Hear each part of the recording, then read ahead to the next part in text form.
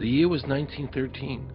Woodrow Wilson was president, and powerful banking interests, who had been trying for years, finally achieved their long-term goal of a silent coup d'etat by taking control of the American government.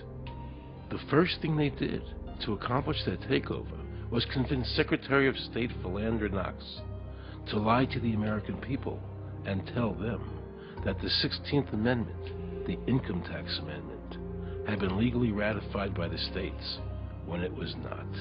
The bankers knew that this tax would ultimately end up in their pockets. Because of this fraud, the American people were led to believe there was now a tax on their labor. Congress and the President are completely aware of this fraud, and it was even cited in a recent court case.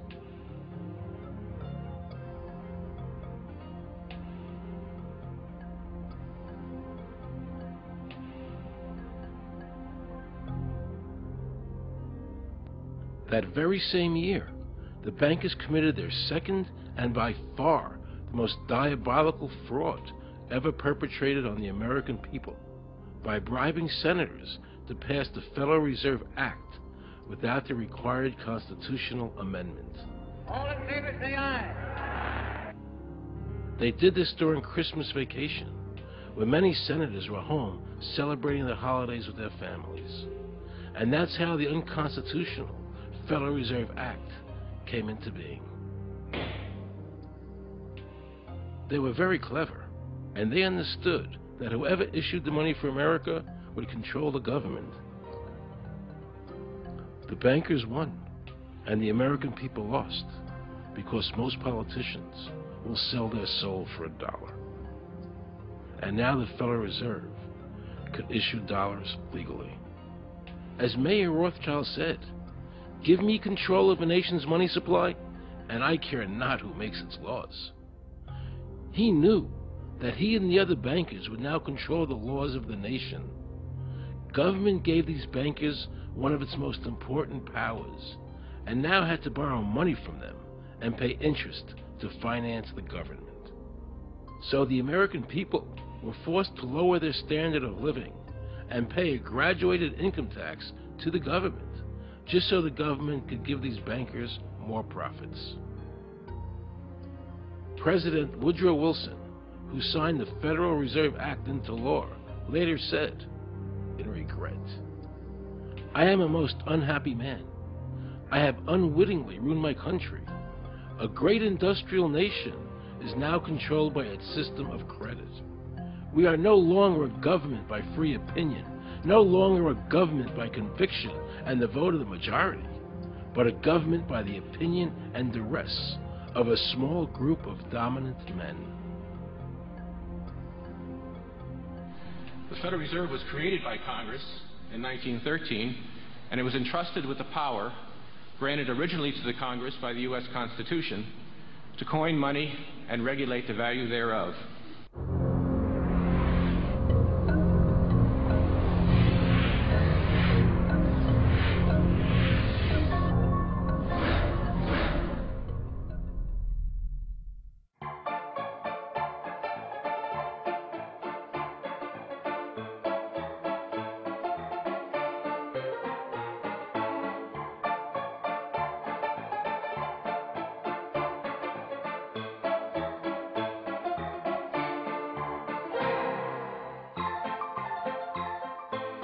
What's your name? Jan Crafting? Hi, Jan. I'm Aaron Russo. I produced the movie Is this a joke? Am I gonna No, make no, it no, look it's not a foolish? joke. Okay, good. No. I produced the movie Trading Places with Eddie Murphy and The Rose with Bette Midler, many movies, and I'm doing a feature film. And my film is about my quest to find out whether or not people pay income taxes. Do you pay an income tax? Yes, I do. You do? Yeah. Have you ever seen a law that requires you to pay an income tax? Have I ever read it? You mean in the page, black and white? No, no. So you pay the income tax, I assume? Of late. Well, actually, no, I didn't file last year, but, I'm sorry, is this on film? No, I paid my tax. My question to you is, have you ever seen a law that says you have to pay an income tax?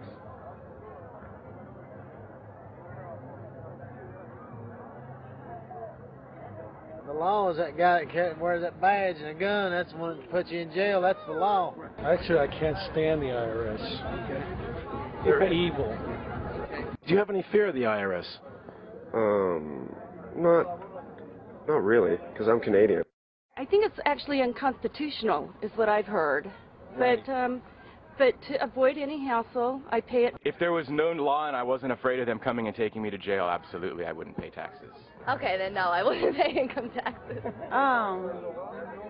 It's a no-brainer. You wouldn't pay it. I wouldn't pay it. Why would anybody? Because that's what they tell us we must do, else we're bad Americans. Would you pay it? No. Would you pay it? No. Why would you pay taxes if you're an actor? The income tax is not legal because it would be a direct tax and it is not apportioned as the Constitution demands. If it's against the Constitution, then why are we doing it?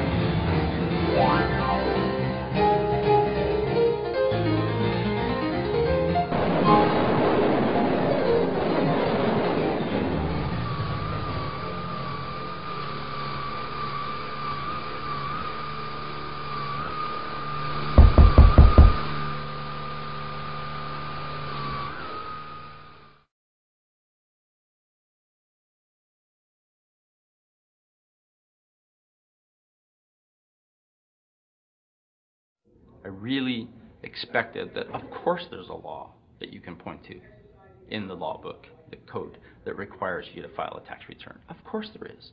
Maybe I don't know what it is right then as he was speaking to me, but sure. So naively, I agreed to go off and research it and get back to him.